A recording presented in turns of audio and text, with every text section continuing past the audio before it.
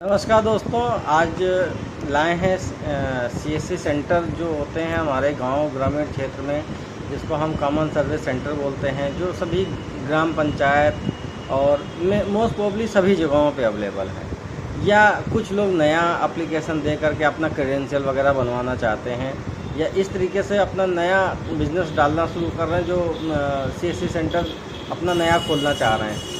तो जो भी सीएससी सेंटर नया खोल रहे हैं उनको इंटरनेट की आवश्यकता होती है, जो कि स्टैटिक आईपी के साथ में हो। अब चूँकि बहुत लोग ये सोचते हैं कि हम सिम से चला लें या कोई और जुगाड़ करके चला लें, ठीक है।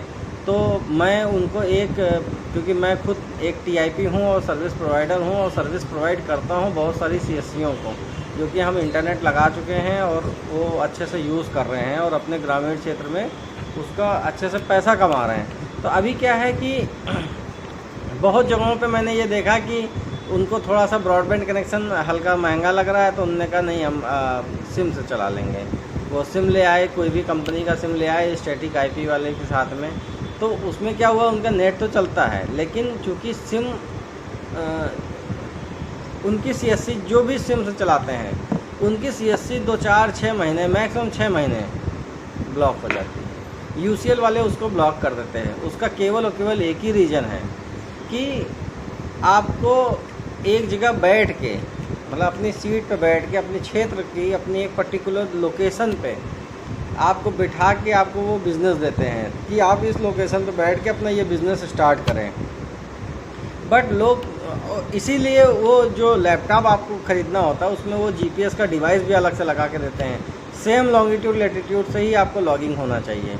तो अभी होता क्या है कि आपका नेटवर्क क्योंकि आप सिम से जब लेते हैं तो होता क्या है कि आप जीपीएस से तो सेम लॉन्गिट्यूड लैटिट्यूड पे लॉगिंग होते हैं, लेकिन जब नेटवर्क चेंज होता है, भाई कई सारी कंपनियां क्या आपस में टाई अप किए रहती हैं, हमको नहीं पता है, लेकिन क्योंकि वो कस्टमर को इसलिए नहीं पता होता कि कस्टमर से कोई लेना देना नहीं, कस्टमर को तो सिंपल सा मोबाइल में सिग्नल आ रहे हैं, बस उसका काम हो गया।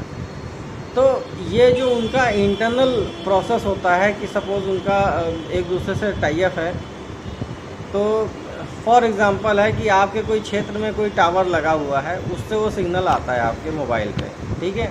अब वो टावर बंद हो गया, किसी वजह से उसमें लाइट की समस्या है या कोई भी XYZ समस्या है जिस वजह से वो टावर बंद हो गया, तो क्या होता है, वो कहीं ना कहीं दूसरी जगह से सिग्नल पकड़ेगा, क्योंकि आपके मोबाइल का बैंड पेड बैंड है, तो कहीं दूसरी जगह से पकड़ेगा। जब दूसरी जगह से पकड़ेगा, मान लो आपके ब्लॉक के बजाय वो दूसरे ब्लॉक से पकड़ ले, 3 किलोमीटर दूसरा ब्लॉक लगता है या 4 किलोमीटर दूसरा ब्लॉक है, वहाँ से वो सिग्नल पकड़ रहा है आपके मोबाइल में, भले 2 ही डंडी आ रही हो, 3 डंडी आ रही हो। तो क्या है कि ऐसी कंडीशन में आपका नेटवर्क भी चलेगा, सब कुछ चलेगा, लेकिन आपके ब्रॉडबैंड का लोकेशन चेंज हो जाएगा।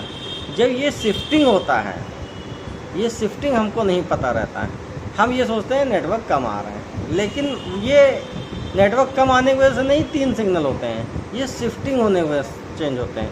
जैसे आपका मान लो अपने ब्लॉक से आ रहा था, एकदम 100% नेटवर्क आया था, सब कुछ बढ़िया चल रहा था आपका, लेकिन क्या हुआ कि वो जैसे शिफ्ट हुआ, दिन भर में 2-3 बार हो ही जाता है, क्योंकि ये लोग बैकअप बनाए रहते हैं, इधर डाउन हुआ तो ऑटोमेटिक उधर से वो सिग्नल पकड़ लें। तो ऐसा जब वो करके रखते हैं तो उस कंडीशन में क्या होता है कि आपकी मोबाइल ब्रॉडबैंड की, मतलब आपकी लोकेशन तो सेम रहती है, आपके ब्रॉडबैंड की लोकेशन एकदम क्या नाम है, चेंज होती रहती है। तो ऐसी कंडीशन में आपका यूसीएल ब्लॉक कर देते हैं। तो मैं सभी जितने भी कॉमन सर्विस सेंटर चला रहे हैं लोग, और जो ये चाहते हैं कि उनका सर्विस सीएससी ब्लॉक ना हो, ऐसे लोग कभी भी सिम के माध्यम से अपना यूसीएल चालू ना करें, ये एक पर्सनल सजेशन है। दूसरा, क्योंकि आपका नेटवर्क बंद हो जाएगा, मतलब मात्र आप 2-4-6 महीने चला पाओगे, जैसे ही यूसीएल के टारगेट में आप आएंगे तुरंत ही आपका नेटवर्क ब्लॉक हो जाएगा। दूसरा चीज़ ये है कि जैसे आप परमानेंट चाहते हैं, तो परमानेंट के 2 रास्ते हैं। एक तो आपके पास में फाइबर इंटरनेट हो, जो कि आपको मतलब लैन के थ्रू खींच के दे दिया है, नहीं, क्योंकि मोस्ट प्रोबेबली ग्रामीण क्षेत्र में फ़ाइबर अवेलेबल नहीं है। तो जब फाइबर अवेलेबल नहीं है तो अभी हम कहाँ पे जाएं? वो जो सीएससी चला रहे हैं उनको भी पता नहीं है कहाँ पे हम जाएं, कहाँ पे ना जाएं। तो ऐसी जगहों पे आप वो ले सकते हैं, मतलब बीएसएनएल का एयर फाइबर कनेक्शन लेते हैं। जो कि हर जगह मैक्सिमम सभी जगह अवेलेबल है। मैं खुद प्रोवाइड करता हूँ लखनऊ, हरदोई और बाकी आने वाले टाइम पे और भी लोकेशन मैं ले लूँगा। फिलहाल मैं लखनऊ और कंप्लीट हरदोई, जहाँ तक हरदोई लगता है, शाहाबाद, सांडी और मतलब एकदम एंड तक, जहाँ तक हरदोई डिस्ट्रिक्ट लगता है पूरा डिस्ट्रिक्ट और लखनऊ पूरा डिस्ट्रिक्ट, ये 2 लोकेशन हम लोग देखते हैं। और यहाँ पे मोस्ट प्रॉब्ली 100+ CSC हमारे पास में रजिस्टर्ड हैं जो कि चल रही हैं और अपना ग्रामीण क्षेत्र में इनकम कमा रही हैं। अब आता है कि इसमें खर्चा कितना आता है। तो खर्चा डिपेंड करता है आपकी लोकेशन के ऊपर। लोकेशन आपके कितनी दूर है, आपका शहर से कितना दूर है, उसके हिसाब से आपका कितना टावर का हाइट देना है, कितना आपको यहाँ जोड़ना है, कितना कौन सी डिवाइस लगेगी, वो सब का एनालिसिस आफ्टर सर्वे ही हो पाता है। बट फिर भी जो है, अगर आपको कनेक्शन लेना है तो आपको अवेलेबल हो जाएगा आपका कोई भी आप BSNL सर्विस प्रोवाइडर को फ़ोन करके आप ले सकते हो। नियर बाई BSNL ऑफिस जा सकते हो, आप वहाँ पे जाके एयर फाइबर का कनेक्शन आप मांग सकते हो। एयर फाइबर का कनेक्शन आपको मोस्ट प्रोबेबली आपके सभी जगहों पे अवेलेबल है। बस ये है कि डिपेंड करता है कि इंस्टॉलेशन करने वाला व्यक्ति को 10 किलोमीटर का नॉलेज है कि वो कर पाएगा नहीं कर पाएगा, क्योंकि हम लोग तो 18 किलोमीटर तक ऐड करके मतलब चला रहे हैं नेटवर्क और बढ़िया चल रहा है। तो अभी जैसे फॉर एग्ज़ाम्पल एक बताते हैं, हम लोगों ने एक CSC कनेक्ट करी है।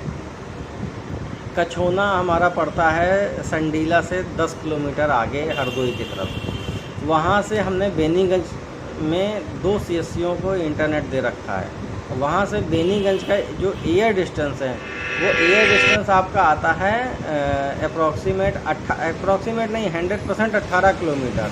उसके बाद वहाँ से 2 किलोमीटर और, क्योंकि एक उनके घर के बगल में एक के यहाँ छत पे टावर लगाने की व्यवस्था थी, तो उन्होंने कहा हमारी छत पे आप लगा दीजिए। तो उनकी छत पे हमने थोड़ा सा हाइट दे करके उनके छत, क्योंकि ग्रामीण क्षेत्र में ज़्यादा 10 फीट के मकान होते हैं, उनका 3 मंजिल का मकान था, तो उस पर हम 20-30 फीट का पाइप लगा करके अब हमने उसको कनेक्ट कर रखा है। और ये 30 फीट का लगेगा या 40 फीट का लगेगा, ये कैसे डिसाइड होता है, ये आपका जो सर्विस प्रोवाइडर है वो डिसाइड करके आपको देगा कि कितने फीट पे आप अपना इंटरनेट लगा सकते हो और चलेगा। ये उसको अगर नॉलेज होगा वो 100% करेगा।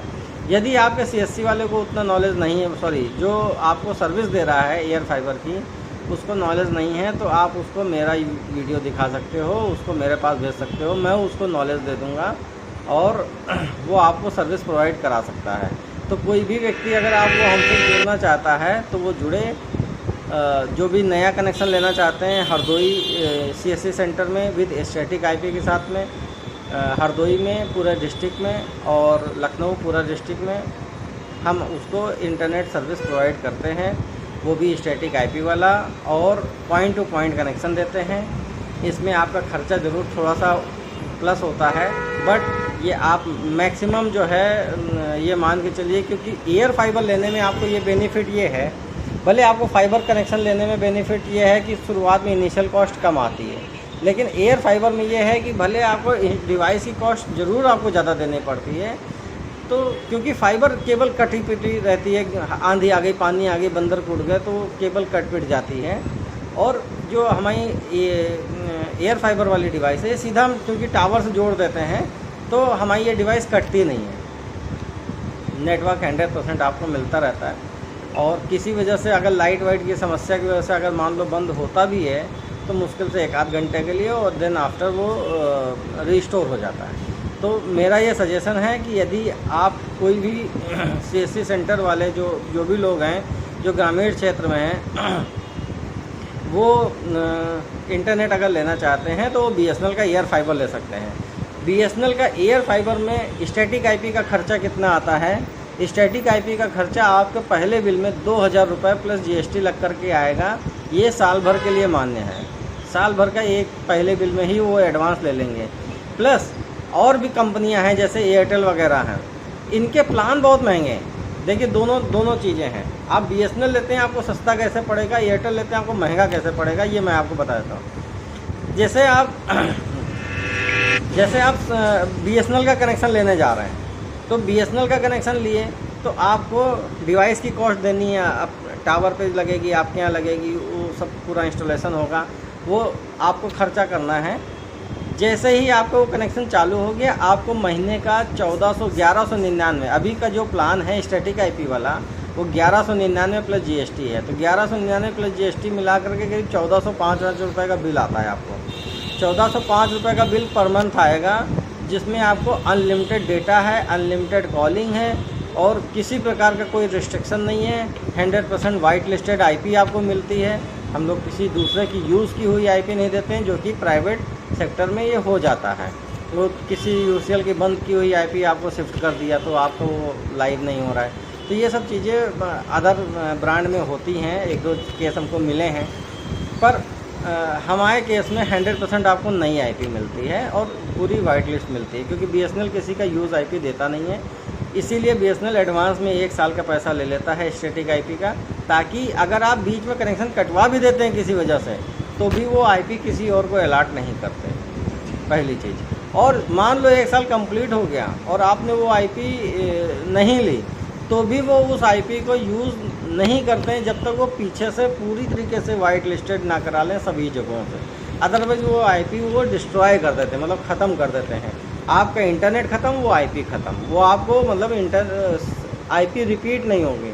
ये हम ना सोचे कि वो आईपी रिपीट होती है। दूसरा, ये सस्ता कैसे पड़ेगा? दूसरे जो ब्रांड हैं एयरटेल वगैरह, ये आपसे इंस्टॉलेशन कॉस्ट कम देते हैं, क्योंकि आदमी को फंसाना होता है। तो फंसाने के लिए क्या है कि इंस्टॉलेशन सस्ता कर दो या फ्री कर दो, तो आदमी क्या है कि तुरंत हाँ लग जाता है। पर इनका जो मंथली चार्जेस है वो 2500 रुपये, 3000 रुपये, 3200 रुपये आता है।